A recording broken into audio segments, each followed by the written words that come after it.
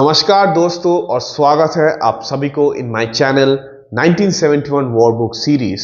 आज हम बात करेंगे about the glory of squadron leader Parvez Rustom Jamas ji, जिनको बांग्लादेश की आजादी के लड़ाई के लिए वीर चक्र से सम्मानित किया गया था।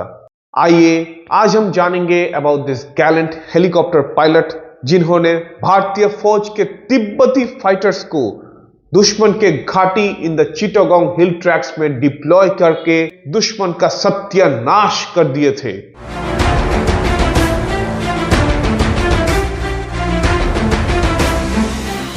तो स्क्वाड्रन लीडर परवेज रुस्तम जमास जी एक्चुअली भारतीय एयरफोर्स में कमीशन हुए थे on the 16th of October 1965। उन्होंने भारतीय एयरफोर्स एकेडमी से 94 पायलट्स कोर्स को कंप्लीट किए थे। 1971 तक he became a flight lieutenant and he was an expert Mi-4 helicopter pilot, जो हेलीकॉप्टर्स तब सोवियत यूनियन से आते थे। तो अभी देखिए तिब्बती फाइटर्स का मेंशन मैंने किया है, तो इसके बारे में जानने के लिए you have to know a bit about the 1971 war का बैकग्राउंड। तो देखिए 1971 में from the 25th of March Pakistani फौज ने शुरू किया ऑपरेशन सर्चलाइट। ऑपरेशन सर्चलाइट में पाकिस्तानी फौज ने बंगाली लोगों के ऊपर जो अत्याचार किए वो एकदम ही बहुत भयंकर था, जिसके लिए बहुत सारे बंगाली लोग मारे गए थे, उनके घर बार जला दिए गए थे, उनके फैमिलीज को मार दिए गए थे, उनके घर से their women were taken and raped, और उनके जो आजादी के लड़ाई that was initiated by Sheikh Mujibur Rahman and Awami League, उसको पूरा क्रश कर दिया गया था। पाकिस्तानी फौज के इस अत्याचार के कारण मुक्ति बाहिनी फाइट करना शुरू कर दिए अगेंस्ट देम, और मुक्ति बाहिनी को खुले आम भारतीय फौज, भारतीय एयरफोर्स और भारतीय नेवी सपोर्ट करना शुरू कर दिए। तो इतिहास में यह है कि भारतीय फौज ऑफिशियली पाकिस्तान के अगेंस्ट अपना जंग डिक्लेयर कर दिया from the 3rd of December 1971, और भारतीय फौज खुले आम दुश्मन के अगेंस्ट फाइट करना शुरू कर दिया था। लेकिन यहाँ पे एक दूसरा बात भी है, मुक्ति बाहिनी को भारतीय फौज ने खुले आम तो सपोर्ट कर रहा था, including giving them training and हथियार, लेकिन मुक्ति बाहिनी के साथ बहुत सारे भारतीय फौज और भारतीय नेवी के कोवर्ट ऑपरेटिव्स जाते थे to take part in the operations against the Pakistani forces। ये सब शुरू हो गया था from the month of August itself। Meanwhile, ऐसे ही एक कोवर्ट ऑपरेशन के लिए भारतीय फौज के स्पेशल फ्रंटियर फोर्स को चूज किया गया था। तो what was this special frontier force? Special frontier force was actually a force raised by the Indian Army but had mostly Tibetan guerrilla fighters, तिब्बती fighters.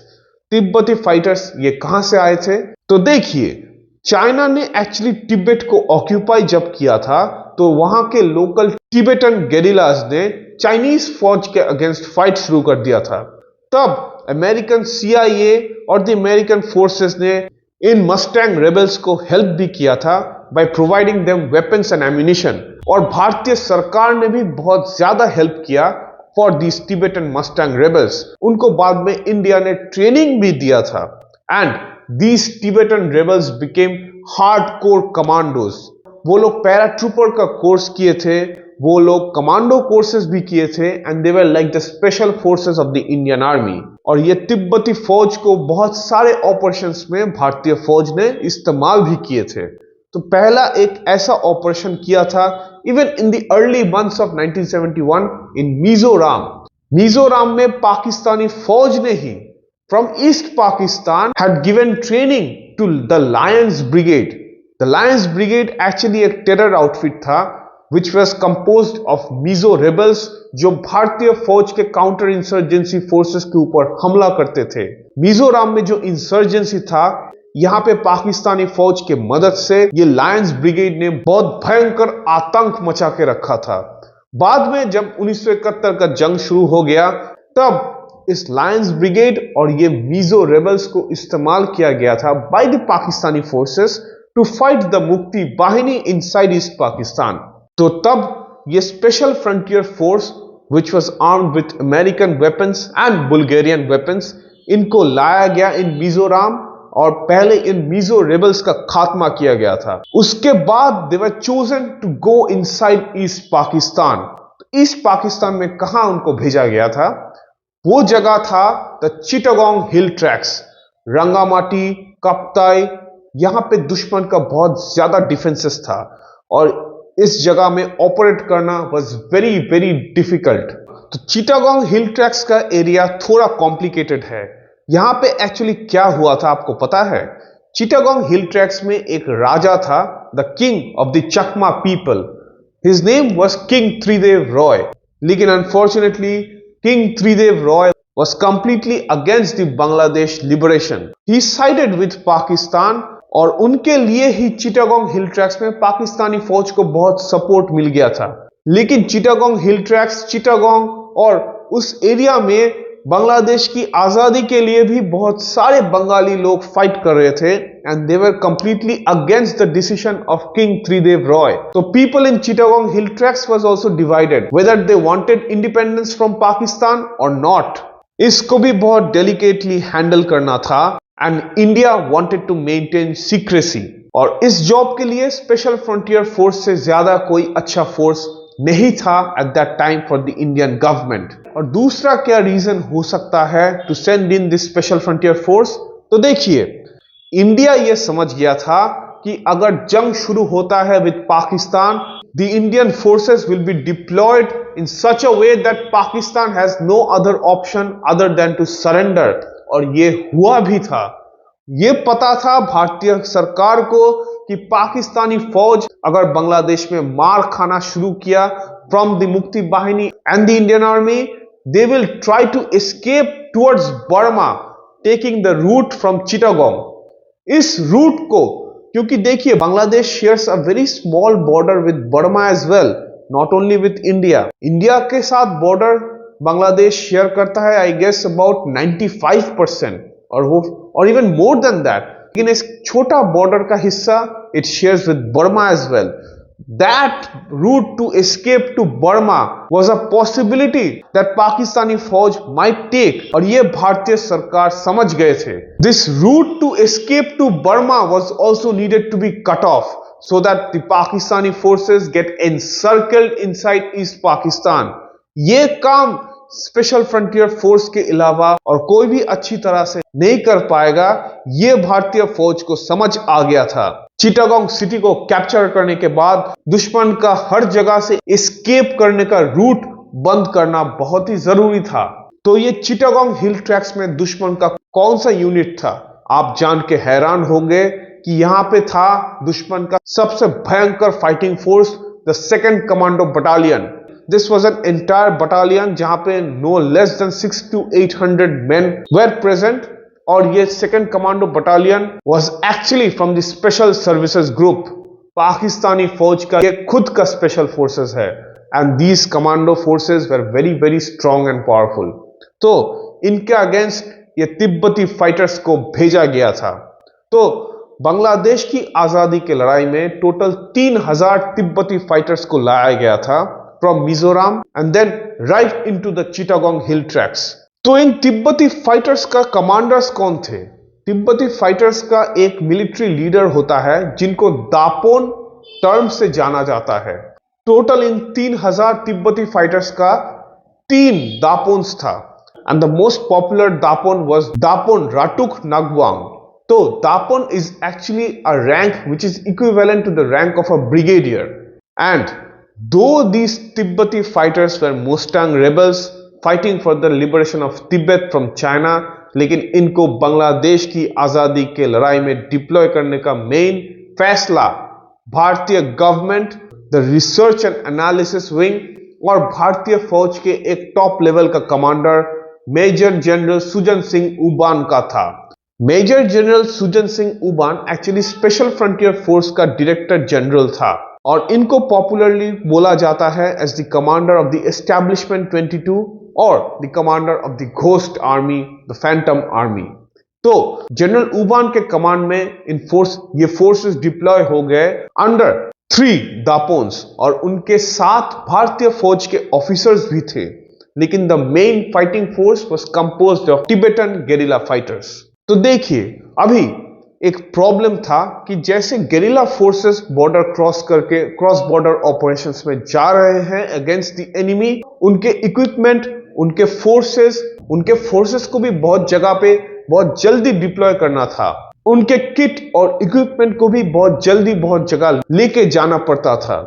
For this it was clear that they needed air power और air support, लेकिन इसके लिए भारतीय air force के सिर्फ एक ही Mi-4 helicopter उनको दिए गए थे, and this helicopter was to be flown by the brave flight lieutenant Parvez Rustom Jamas ji.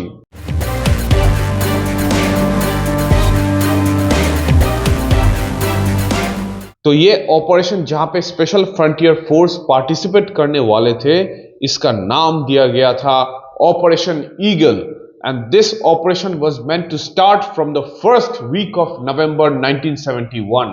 The Special Frontier Force deploy हो गए थे against the Pakistani forces, और फ्लाइट लेफ्टिनेंट जमास जी इन सारे तिब्बती फाइटर्स को एयरलिफ्ट करके दुश्मन के आसपास के पोजीशंस में डिप्लॉय कर देते थे और वो वापस भी आते थे। ये तो तय था कि ये हेलीकॉप्टर अभी दुश्मन के एरिया में जाने वाला है, लेकिन Mi-4 हेलीकॉप्टर का भी कुछ डिफेंसेस होना जरूरी था, क्योंकि यह तय था कि दुश्मन ये हेलीकॉप्टर देख के गोली तो मारेगा ही। So first this helicopter was fitted with a light machine gun, belt fed light machine gun, और इस हेलीकॉप्टर के आसपास बहुत सारे सैंडबैग्स लगाया गया था। सैंडबैग्स का क्या काम होता है? आपको पता होगा कि जब फौजी लोग बंकर्स बनाते हैं, सो दे यूज सैंडबैग्स, क्योंकि सैंडबैग्स दुश्मन के गोलियों को स्टॉप करता है। तो सैंडबैग्स लगाया गया था, बेल्ट फेड मशीन गन लगाया गया था, and this helicopter was a lot safer. अगर दुश्मन का गोली फायर भी होता है, may be the pilots and the occupants inside can be safe. लेकिन आपको पता है कि भारतीय एयर चीफ ने इस हेलीकॉप्टर का ये ट्रांसफॉर्मेशन देख के क्या बोला था? उन्होंने ये बोला था, my God, A nice aircraft has been wasted so mercilessly.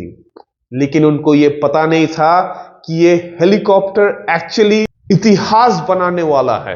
तो दुश्मन का सेकंड कमांडो बटालियन चिटागोंग हिल ट्रैक्स में डिप्लॉयड था, और वो दुश्मन का 97 इंडिपेंडेंट इन्फेंट्री ब्रिगेड का एक हिस्सा था। तो उनके अगेंस्ट जब ये तिब्बती फाइटर्स डिप्लॉय हो गए थे, तो ये सेकंड कमांडो बटालियन बहुत ज्यादा मार खाना शुरू हो गए। लेकिन एक फाइटिंग के वक्त आपको पता है कि दुश्मन का भी लॉस होता है और खुद का भी लॉस होता है। बहुत सारे तिब्बती फाइटर्स वर इंज्योर्ड, और उनको इवैक्यूएट करने के लिए फ्लाइट लेफ्टिनेंट जमास जी अपना हेलीकॉप्टर फ्लाई करके उनको इवैक्यूएट करके बेस में वापस लाते थे। बहुत जगह पे उन्होंने मेजर जनरल उबान को भी लेके गए थे इन हिज हेलीकॉप्टर, और दुश्मन ने उनके हेलीकॉप्टर के ऊपर बहुत बार फायरिंग किए थे। तिब्बती फोर्सेस ने 81 मिलीमीटर मोटर्स का भी इस्तेमाल का ग्रीन सिग्नल पाए थे, और इन मोटर्स को फ्लाइट लेफ्टिनेंट जमास जी ने अपने हेलीकॉप्टर में लेके गए थे to the forces who are already deployed inside the border. ये सब तब हो रहा था जब भारत ऑफिशियली जंग में आया भी नहीं था। In the month of November, early November, the end of October, और तिब्बती फाइटर्स कोवर्टली दुश्मन का खात्मा कर रहे थे। कभी कभार फ्लाइट लेफ्टिनेंट जमास जी अपने हेलीकॉप्टर को उस जगह में लेके जाते थे जहां पे तिब्बती फाइटर्स एयर सपोर्ट का डिमांड करते थे, और उनके हेलीकॉप्टर से मशीन गन फायरिंग होता था ऑन द एनिमी। कभी कभार दी हेवी 106 मिलीमीटर आरसीएल गन्स को भी डिसमेंटल करके हेलीकॉप्टर में बिठा के लेके जाते थे inside east Pakistan, crossing the border. दुश्मन उनके ऊपर मॉर्टर्स का भी फायरिंग करता था, रॉकेट लॉन्चर्स का फायरिंग करता था, बहुत सारे गोलियां फायर किए थे, और उनके हेलीकॉप्टर में बहुत सारे बुलेट होल्स बन गए थे। लेकिन इसके बावजूद फ्लाइट लेफ्टिनेंट जमास जी अपने मिशंस को पूरा करते थे, फाइटर्स को हॉट जोन में लेके आते थे, और वहां से कैजुअलिटीज को उठा के बेस पे वापस लेके भी जाते थे। कभी कभार उनका रेडियो सिग्नल्स भी दुश्मन इंटरसेप्ट कर लेते थे, और एक बार उनके साथ तो मेजर जनरल उबान था, और यह पता चल चुका था कि दुश्मन उनके रेडियो सिग्नल्स को इंटरसेप्ट कर रहे थे। तब वो इवेट करके वहां से निकल गए थे before the enemy could take any action. तिब्बती फाइटर्स को इफेक्टिवली डिप्लॉय करने के बाद उनके घायलों को और उनके जो सोल्जर्स मारे गए थे उनको भी रिकवर करने के लिए उनको तिब्बती फाइटर्स बहुत ज्यादा रिस्पेक्ट करते थे। कभी कभार बेस में जब फ्लाइट लेफ्टिनेंट जमाजी वापस आते थे तो उनके क्रू मेंबर्स को उस हेलीकॉप्टर में बहुत सारे बुलेट होल्स, श्रैपनल, ये सब दिखाई देता था। श्रैपनल तो आपको पता होगा कि जब एक बॉम्ब फटता है उससे निकलता हुआ श्रैपनल हर जगह स्प्रेड हो जाता है for an effective killing radius. कभी कभार फ्लाइट लेफ्टिनेंट जमास जी अपने हेलीकॉप्टर को इतना नीचे ले जाते थे फॉर एयर सपोर्ट या कोई भी ऑपरेशंस के लिए कि एक बॉम्ब का श्रैपनल भी उनके हेलीकॉप्टर के बॉडी में लग जाता था।